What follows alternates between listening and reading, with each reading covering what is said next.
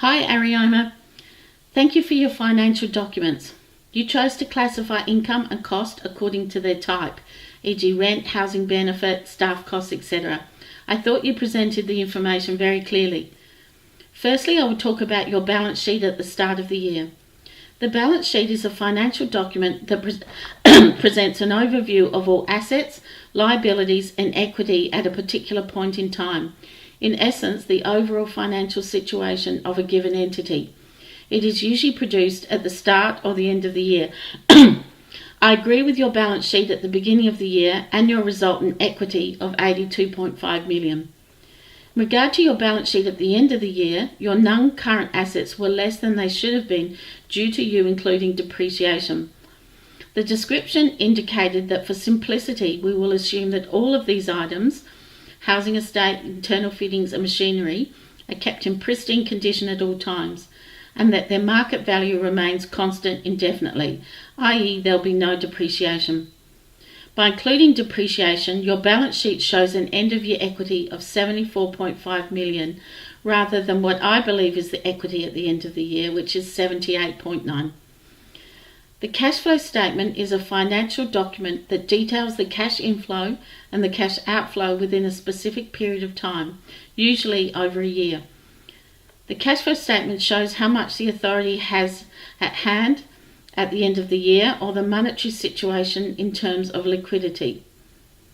Liquidity is a measure of the extent to which the authority has the cash to meet immediate and short-term obligations or assets that can be quickly converted to do this.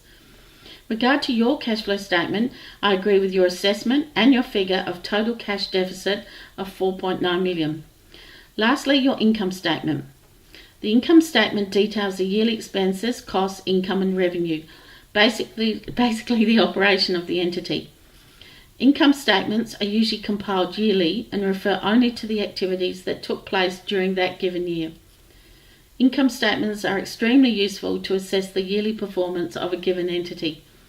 I agree with your total income of 14.1 million. However, I would note that you indicated that income from rent was 6.8 million. In actual fact, the information provided includes 0.5 million income owing from tenants at the end of the year. It does not stipulate that this is rent. It could be from rent or services. It may have been better to include a separate line in the income statement under expenses for other income owing from tenants. You calculated total expenses at 21.9 million. I agree with your staff, services and interest costs. However, your subcontracting cost was 4.6 million. My calculation of the subcontracting costs are 4.9 million. I suspect you have not included the subcontracting costs for the shared car park, which is 0.3 million. You also included depreciation of housing, fittings and machinery at a total of 4.3 million, and as indicated earlier, you were asked not to include depreciation.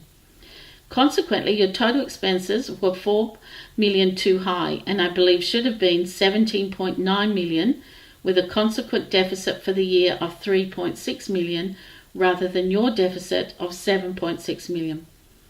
In regard to what I think of the overall financial situation of the authority, I think the financial documents are showing that overall it is in good financial situation with significant equity. The financial strength ratio, current assets divided by current liabilities, is 2.02, which is acceptable. However, there was a cash deficit this year of 4.9 million, which isn't good, and if it continues will eat away at the equity. It also shows the authority does not have cash at hand and hence doesn't have high liquidity. The income statement shows this deficit regardless of whether it's your calculated figure of 7.6 million or what I believe is the true figure of 3.6 million, indicating that the authority did not perform well this year. In regard to whether there is something that I believe the documents are not showing, as you chose to classify income and costs according to their type, e.g. rent, housing benefit, staff cost, I can't see how the three areas are performing individually.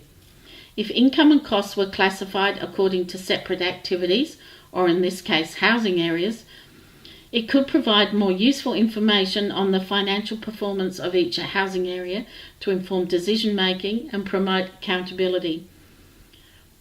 Tenants may also be interested in the financial figures for their own areas rather than the authority as a whole to answer questions such as are sufficient resources available for maintenance or renovation. In addition, a further breakdown of head office costs, which are quite high, would have been useful to determine whether some of these costs are in fact related to particular housing areas and need to be recharged to them, or whether head office is draining resources and needs to be reviewed. Thank you.